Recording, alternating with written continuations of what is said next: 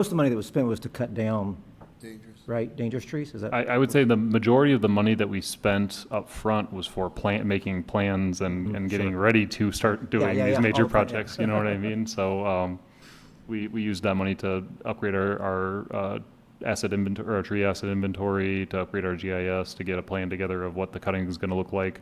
We had the cutting contract and the planting contracts all approved by the Board of Works, and then we lost our funding the day before we were able to, make good on. And honestly, it's probably a good thing that we weren't in the middle of the cutting when the contract got canceled, because we would have had to find a way to pay for that out of pocket, right? So,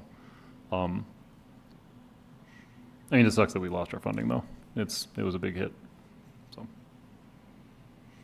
Just so the public knows, that all those trees are not coming right now. No. Yeah, just, so if they were expecting a tree, Yeah. it's not there anymore, yeah.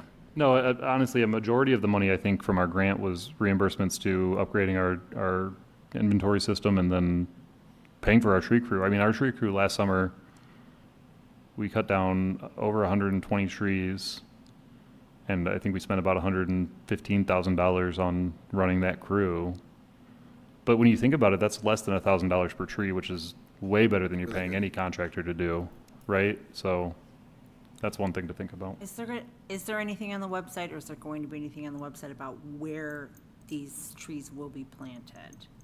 So I went door to door and contacted each homeowner individually with our arborist. I gave them a letter. If they didn't answer the door, they got a letter.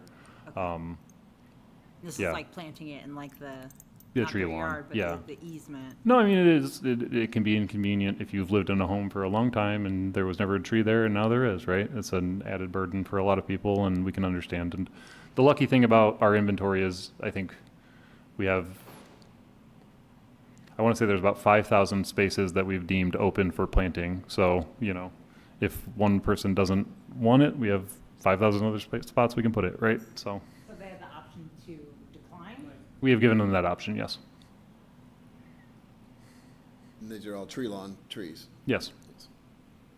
Because at a certain point, I would rather have someone who cares about their tree and loves it than someone who is going to try to kill it, right? Sadly. Sadly, that's the world we live in. I'm asking this we're planting now, and generally we don't regard summer as a good time, so all these have to be with extra. Yeah, so they will still be under our warranty. Jordan from Dogwood Hills has been working with us. They've been a great community partner through this whole process. It took us a long time to get the money together for it, and that whole time they've been maintaining these trees that they already had bundled and ready to be planted, right? Yeah. And those 80 trees were set aside already in their yard, like almost loaded on trucks and sent out. So they had to they were able to find alternate buyers for 62 of them, which is awesome.